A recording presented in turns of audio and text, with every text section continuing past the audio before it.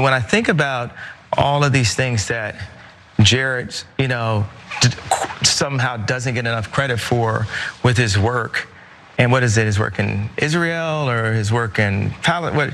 What is this? You know where he made these peace treaties? I just think it was to make money. I don't know. Is that too heavy-handed to put on this platform? No, that's your opinion. We're not in the censorship business. Okay, thank you. And I just think that that's what they're about, is making money. I don't think that they have the ability to make anything on their own. No, I promise this is not another Kanye story.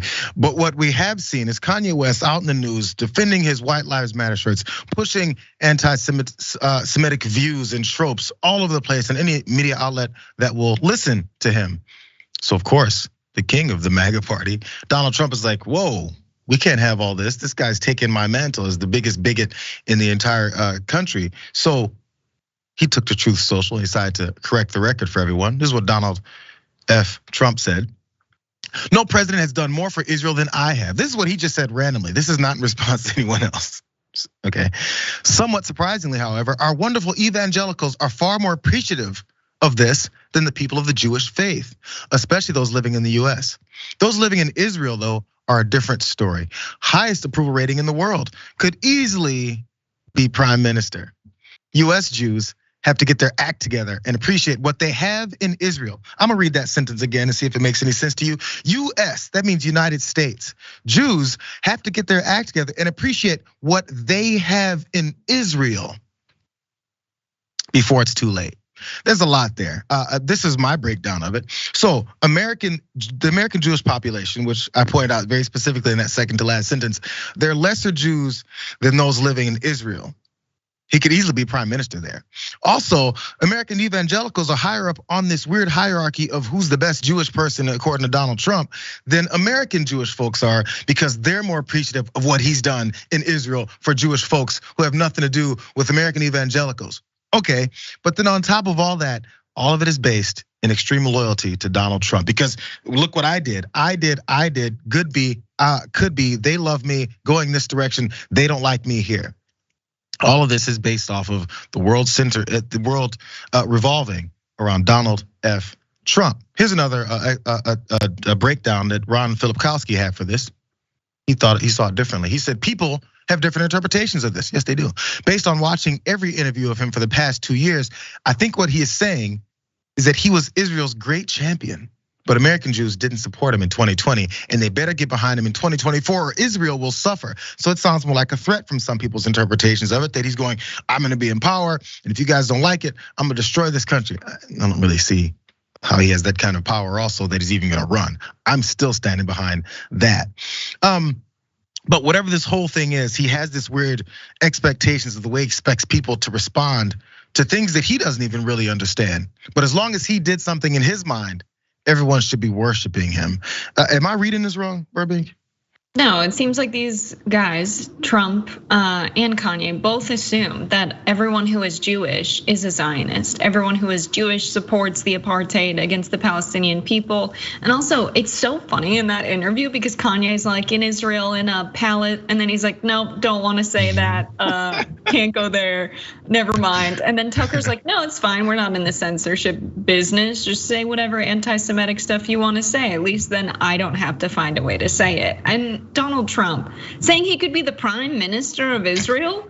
You're joking. You're absolutely joking. Yeah, I think it's a fair read of the situation. These guys are very clearly anti-Semitic because if they understood that Judaism is a faith and it's cultural and it's ethnic and it's much bigger than just Israel.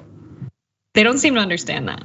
Not at all. 0% attempt, but also since this is a battle for egos and I guess the person who gets the most attention, because I really still believe that's what it was. He's like, wait a second, everybody's talking negatively about Kanye. I hate people too. So there was a Rolling Stone article that I ran across yesterday. Donald Trump says Kanye West needs help. He's acting crazy.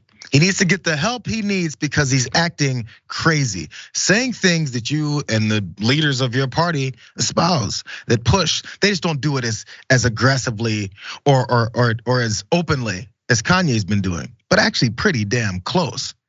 In case you guys forgot, let's jump down to SOT 3 because I want you guys to listen to how close this audio or this video also of Donald Trump from like 2 years ago, last year, sounds very similar to that Truth Social tweet that he put out because he's playing the same record. It's not like he's saying something new. He's supposed to remind you guys of who he is. Let's watch this.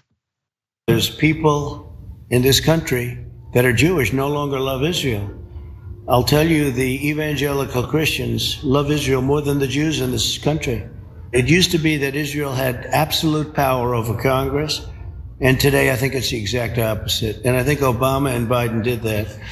And yet in the election, they still get a lot of votes from Jewish people, which tells you that the Jewish people, and I've said this for a long time, the Jewish people in the United States either don't like Israel or don't care about Israel. I mean, you look at the New York Times hates Israel, hates them. And they're Jewish people that run the New York Times. I mean, the Sulzberger family.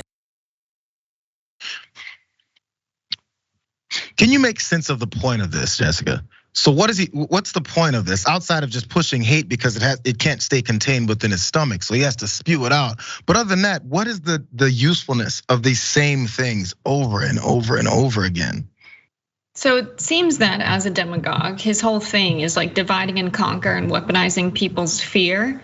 And if you grew up in a Christian family, in a Christian community, in the American South, in the Midwest, in rural areas across the country where a lot of Trump's base is, the idea of this secret group who's a religious group of people being in power is something that the QAnon folks believe in. It's something that a lot of these folks are susceptible to believe in because they haven't heard another narrative and they haven't been around Jewish people for a lot of their lives. And so it's the same demagoguery. And being anti-Semitic is a way he's realized he can turn fear into anger and anger into his political support. It seems like the same playbook we saw in 2016 and 2020. I can't imagine this leaning someone who's like, oh, I'm thinking about Donald Trump if he runs. But now that he said all this anti-Semitic stuff, I'm totally on board. I'm sure there's those people, but those people already heard it. It's not new. They're already on your side, bro. It's I don't know. Yeah, it seems like they're just doubling down and having like an anti-Semitism off. But Kanye's doing it to be a contrarian because that's what he likes to do. Donald Trump's doing it because he's dedicated his life to fascism. Yeah, he says, this guy's a fake one. I'm a real one.